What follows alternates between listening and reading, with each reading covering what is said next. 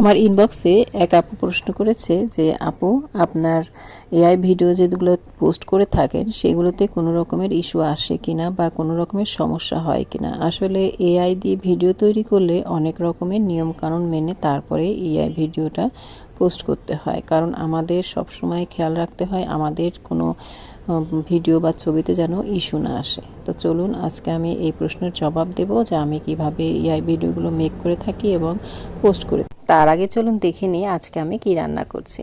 আজকে আমি টাকি মাছ রান্না করব লাউ দিয়ে। এই লাউ টাকি কিন্তু খেতে দারুণ লাগে।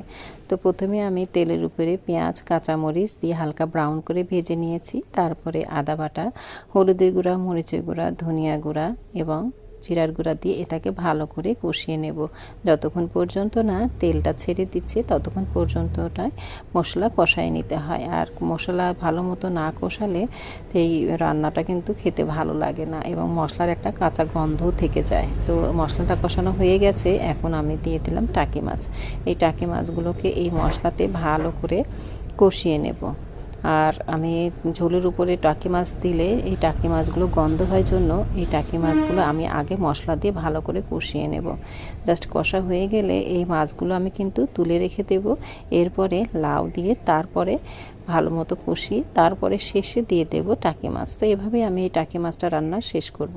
চলুন জেনে নিই যে আমার এই এআই ভিডিওতে কোনো রকমের ইস্যু না আসার কারণ আমি প্রথমে এআই দিয়ে ভিডিওটা মেক করে নিয়ে আসি। এরপরে আমি এআই ভিডিওটা ইনশটে নিয়ে আসি। এআই ভিডিও তৈরি করার সময় অনেক ধরনের ওদের নিজস্ব সাউন্ড দিয়ে দেয়, সেই সাউন্ডগুলো আপনাকে মিউট করে ফেলতে হবে, কারণ আপনার এআই সাউন্ডের প্রয়োজন নাই। তো ওটা করার পরে এর যে কালারটা থাকে সেটাকে কিন্তু একটু কম বেশি করে ফেলতে হয় যাতে আপনার ভিডিওটা আপনার নিজের মনে হয়। বাস ওটা আমি করার পরে এরপর যে সাউন্ডটা আপনি নিজে দিতে চাচ্ছেন সেই সাউন্ডটা আপনাকে সেট করে দিতে হবে। এরপরে যে গুরুত্বপূর্ণ বিষয়, যেটা আপনি যখন এআই ভিডিওটা পোস্ট করতে যাবেন তখন আপনার পোস্টের উপরে দেখবেন এআই ভিডিও অন এবং অফ করা থাকে।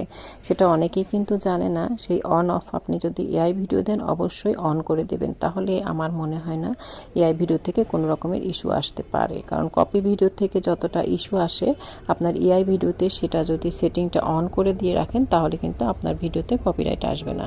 আল্লাহ হাফেজ।